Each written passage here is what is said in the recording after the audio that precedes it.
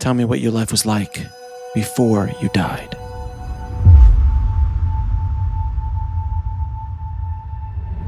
My life, well, it was pretty normal. I was a bookkeeper for an oil company. That was my last career before my NDE for about 15 years. I did live in Texas, in San Antonio, Texas, independent oil company. So I was, I was kind of a partier. I loved to party, loved to go out on the weekends and have fun, And in Texas, that's kind of the law that you're supposed to go drink beer and dance country music, right? So so yeah, if you don't do that, then you don't fit in. So I did that, and as far as my adult life, that's kind of what I did. Is I worked in an office. I was in that type of realm of being a bookkeeper and administrative type of person. My childhood, I don't remember very much. My parents divorced when I was 6, and my sister and I, who grew up together, went to live with my grandmother when we were very young, and or a little bit after that, because we did live with my dad and stepmother, but that didn't work out. So we went to live with my grandmother, and that's where a lot of the experiences happened that I'll share a little bit as a child. And I don't remember a lot, like I'm saying, although as my memory started coming to me after my NDE, I realized, okay, well, this is why I don't remember that. I was raised Catholic, but I was not a good Catholic. I would fight my grandmother to go to church. My parents were not religious. They were both raised Catholic, but they didn't take us to church or anything like that. And poor woman, I'd make her chase me around the house to take me to church. Yeah, I felt so bad afterwards when I remembered that. But yeah, so no, I was not a good Catholic. I believe that, Jesus existed, and I knew that some form of God or higher intelligence did, because somebody must have protected me throughout my life, because like I said, I was a partier, so I probably should have died a long time ago. So yeah, in 2001, I lived in San Antonio, and some girlfriends and I went inner tubing down the Guadalupe River. And it was June 11th, 2001. It was for a girlfriend's birthday, and we had a really great day. So I got on, and I was the first one in the group, and they packed us on the bus, and I was up against the back door of the bus. So as he's driving down the road, he packs us on, and as he's driving down the road and shifting gears, I believe it was third gear, as he's moving away from a red light. And it's just a couple miles, I guess, to the outriggers business. The back door pops open, and I fall out of the bus. Yeah. And I'm thinking, did I just fall? I can't believe I just fell out of this bus as he's driving down the road. And my back hit the trailer hitch. I remember all this. My back I actually just automatically grabbed in front of me. And my friend, who was 5 months pregnant, was standing in front of me. So thank God I didn't grab her.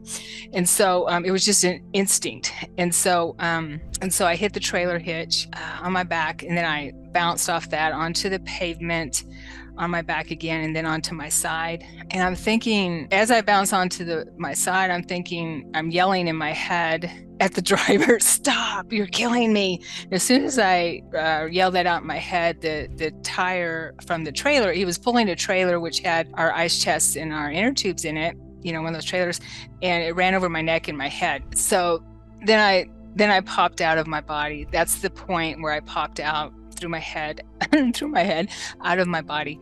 And I'm looking down, and I had to piece this together afterwards on the scene as I'm up above. And I'm looking down on the scene, and I see what's happening. The bus was still going. He didn't know I had fallen out.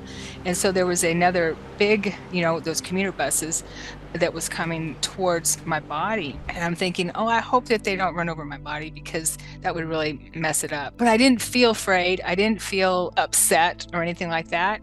One thing that upset me was that I was thinking, this kind of really sucks, because my friends and I just had a really good day, and here I go and die on them. That's really going to ruin my friend's birthday. She's not going to want to celebrate her birthday anymore on that day, kind of thing. That was my thought. And I'm thinking about that, and I'm thinking, because I didn't have any attachment to my body whatsoever, and I knew I had died. I just knew, and I'm like, okay, well, I've done this before many times, and this is apparently again another time. So then I'm thinking, okay, about my boyfriend at the time, and I'm thinking, well, he'll be fine. He won't, he'll be sad for a while, but he'll get over it. And then I'm thinking about my sister, and her family, because we're really close. I'm like, well, she'll be fine. She'll be sad for a while, but she'll get over it. And I know everyone's going to be fine. And then I thought about my mom, because I kind of took care of my mom, and we were really close, and she just lived down the road from me at that time. And as soon as I think about my mom, I feel a presence behind me.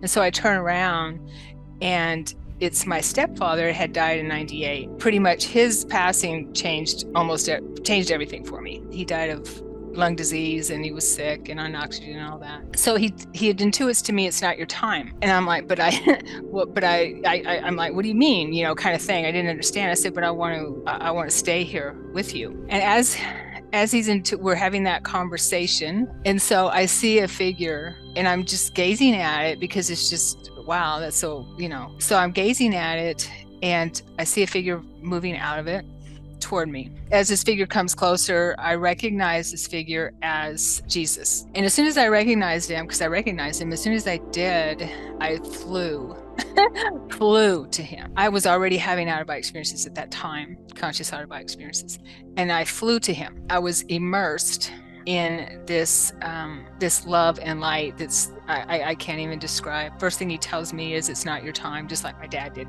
It's not your time. And I say, but I want to stay with you. It's telepathic. I want to stay with you. I want to stay with you.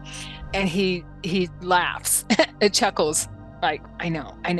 But he's intuiting to me, your work's not done, what you came here for, that type of thing. And I know now that if he would have let me stay, I'd probably be mad, because I'd be missing what's going on. And he asked me, would you like to go on a journey with me? And I said, well, yeah, of course.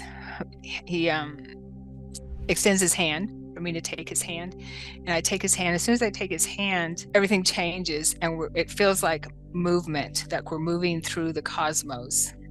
And I can't tell if the cosmos is moving through us or we're moving through the cosmos. It just feels like movement. And so he takes me there, and then I see another light off in the distance, and we move, and it's a little portal, another little portal. Okay.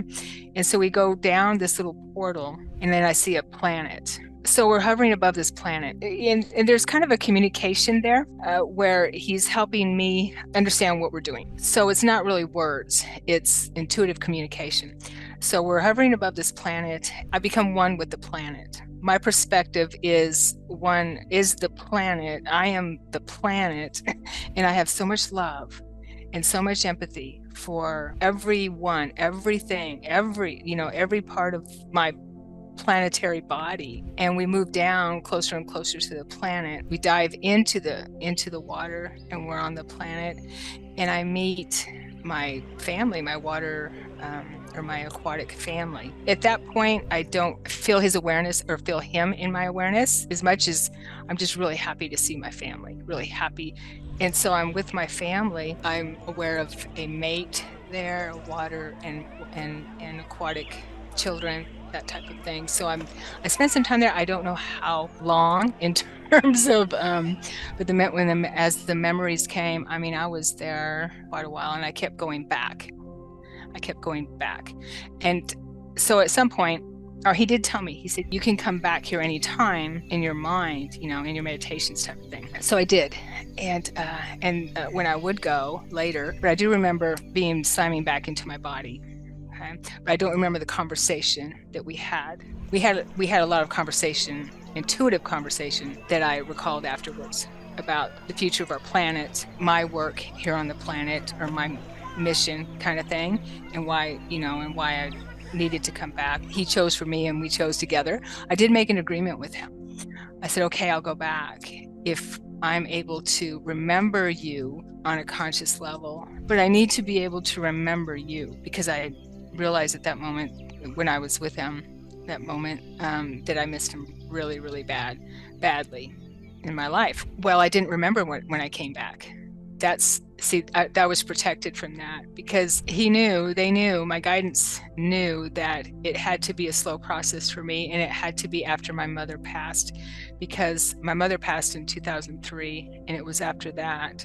She helped me remember him. She actually helped me from the spirit world and remember the experience. It was huge for me to be able to integrate that. He calls it my quickening. There was so much of my childhood and things like that, and being able to integrate a lot. And that's it took me a couple years to be able to put it together. So then I'm back in my body. I got slammed back into my body. I jump up at that point, and what I recall, because when you look at these things, you're from an observer's perspective in your memories.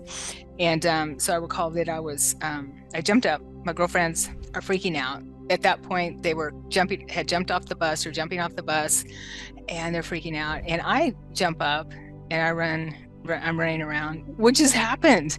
And so my hair though is falling out because I got, they made fun of me at the hospital. They called the ambulance, and the ambulance came and got me. It took them a long time. They got lost. So it took them a while. They got lost for some reason. They gave them the wrong address or something. So we're sitting there waiting for a while. And I'm in shock at that point. So they they put me on this spine thing and take me to the hospital, and they x-rayed me. I didn't have a concussion. And the only thing that with my neck and my head is that I have nerve damage.